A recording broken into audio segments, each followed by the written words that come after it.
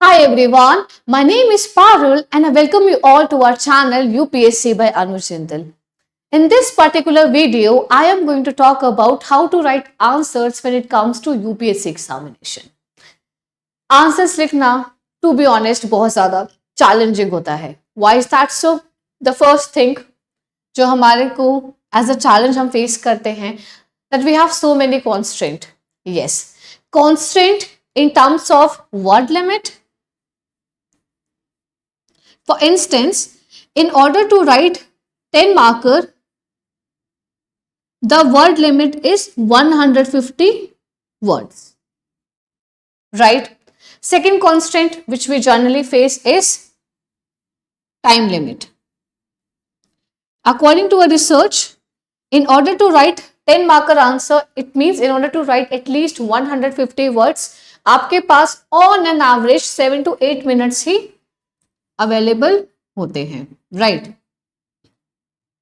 Third thing which you have to deal is the content which you are writing. As I said earlier, आपके पास time constraint है, आपके पास limit constraint है, कितना आप शब्द लिख सकते हैं when it comes to answer writing. लिखने को तो बहुत सारा है. The next challenge which you face is क्या आप कंटेंट टू द पॉइंट लिख रहे हो या नहीं लिख रहे हो. अगर आपने सारी गाथाएं लिख दी है, जो कंटेंट एग्जामिनर पूछ रहा है वो आप नहीं लिख रहे हो, again you will face the challenge. So that is why exam difficult हो जाता है, बिकॉज आपको बहुत सारे चैलेंजेस कॉन्स्ट्रेंट को फेस करना होता है, then you are doing something. So in this particular video I am going to talk about these things only कि आप कैसे टू द पॉइंट आंसर लिख सकते हो, और जब आप आंसर लिखने जा रहे हो किस किस बातों का ध्यान रख सकते हो. So without further do let's start today's video about how to write UPSC answers. All right. You must be thinking, ma'am, why are you showing this particular movies clipping, right? So my answer would be, I'm not here to promote anyone or anyone's movie. There's a small film which released recently, and the movie is a biopic of IPS Manoj Kumar Sinha sir. And through this particular example, I'm going to tell you one of the most important step, the first step when it comes to answer writing. तो Manoj Kumar Sinha sir जब अपने exam देने जा रहे थे, तो उसमें क्या हुआ, उनका यूपीएससी उन्होंने इंग्लिश ऑप्शनल लिया था. एंड जब वो एग्जाम देके बाहर आए, he was very happy. And उन्होंने अपने फ्रेंड्स को बोला, यार एक तो सेम टॉपिक आया था जो मैंने एग्जाम में किया हुआ था, तो मैंने तो तुरंत लिख दिया है. उनको एक एस्से लिखना था और टेररिज्म उनके अकॉर्डिंग. उनके फ्रेंड ने बोला, यार ऐसा कोई क्वेश्चन नहीं आया था, there were no questions related to terrorism, आपने क्या लिख दिया है. देन उन्होंने ध्यान से क्वेश्चन पेपर पढ़ा. He had to write on tourism, however he was in hurry, he didn't read well.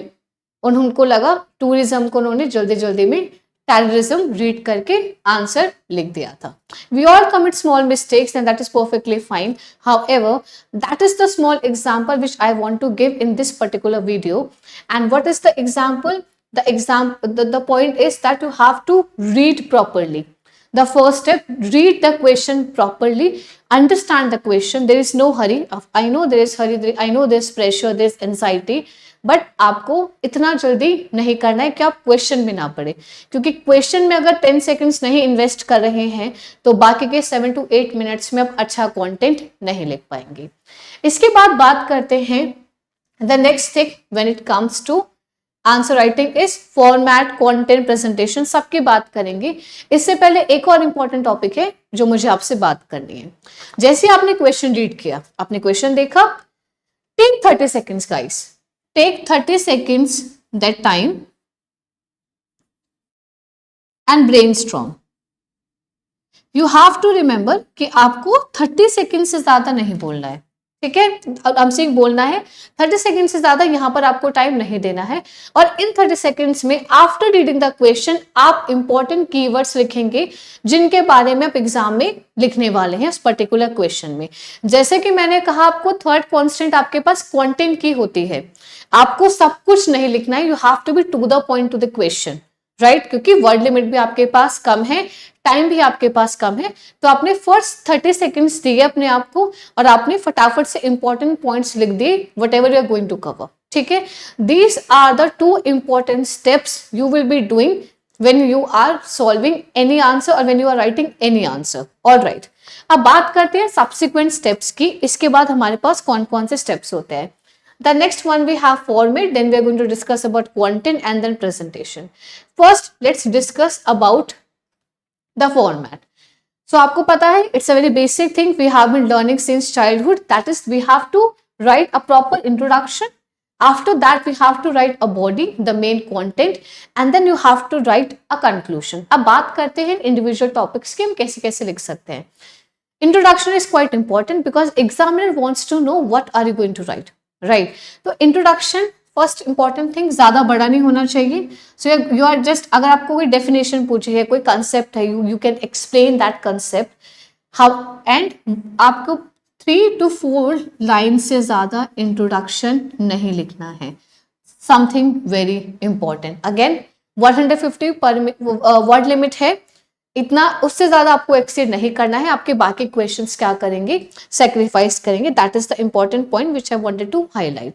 इसमें आप एक बेसिस भी दे सकते हैं कि हाँ, मैं इस टॉपिक के बारे में आगे बात करने वाला हूँ, just like a trailer to the examiner. Alright, that is all about introduction. However you have to keep in mind कि आपको 3 से 4 लाइन से ज्यादा नहीं लिखना है, बहुत ज्यादा इंपॉर्टेंट है, इस चीज को ध्यान रखना।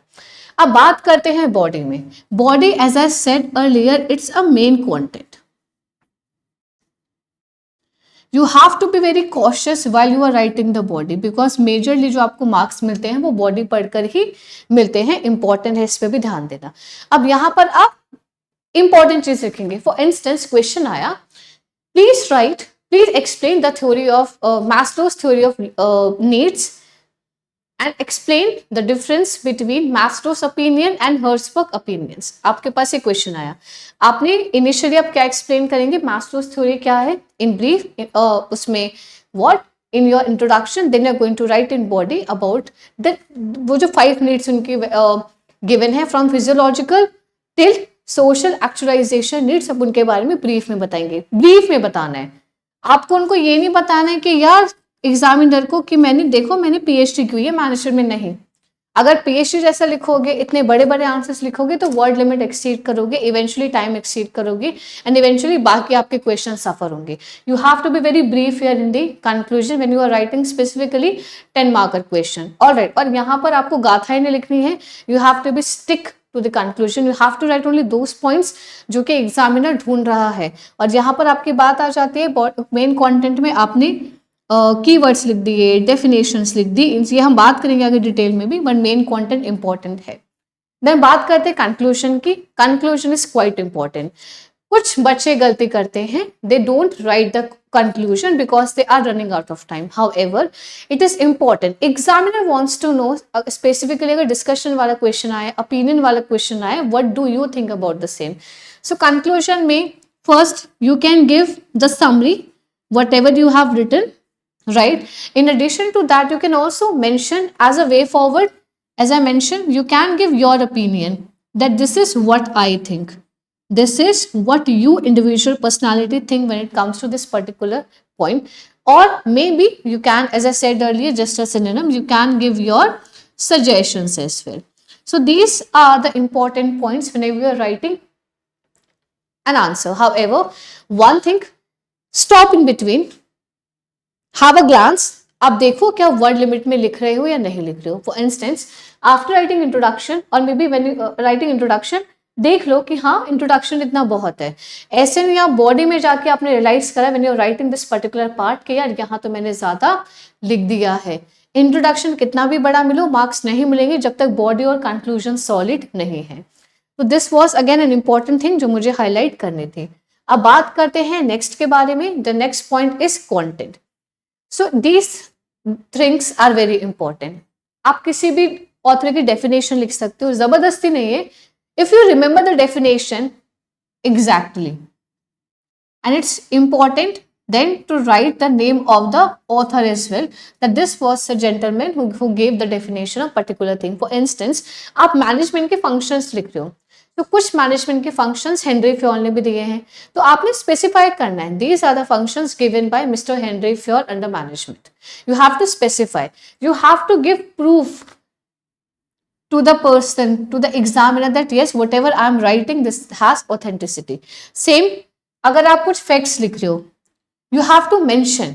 अगर आप कहीं की रिपोर्ट लिख रहे हो, for instance, a report by UN or a report by IMF or a report by any established authority, you have to write that. अगर आप कोई डेटा लिख रहे हो कि हाँ भाई मैनेजमेंट में डेटा हुआ था ऑन लीडरशिप, KPMG ने किया था, McKinsey ने किया, तो you have to write. That shows that yes, whatever you are writing, it has integrity. You are a person of integrity. That is something extremely important. कोई भी आप speeches भी अगर देते हैं तो facts का आपने sources बताना जरूरी होता है. तो सेम यहाँ पर भी आपको sources बताना है.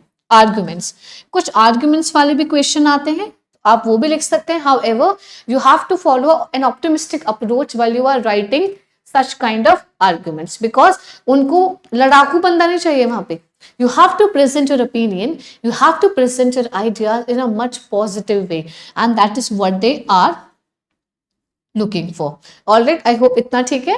अब बात करते हैं next के बारे में, presentation. All right. So when I was preparing for it, तो मेरे सर ने मुझे एक बात कही थी when I was in school, and my sir told me one thing, that Parul, whenever you're writing the answer, I remember I was preparing for my board examination. He said one line, and I'm going to share that line with you people, that make the job of examiner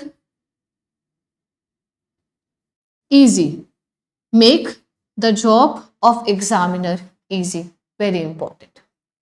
तो आप जब answer लिख रहे हो, you have to write in such a way that the examiner, when sees your answer, that person doesn't get irritated, right? So what can you do to have better presentation when it comes to answer? आप flow charts बना सकते हैं, right?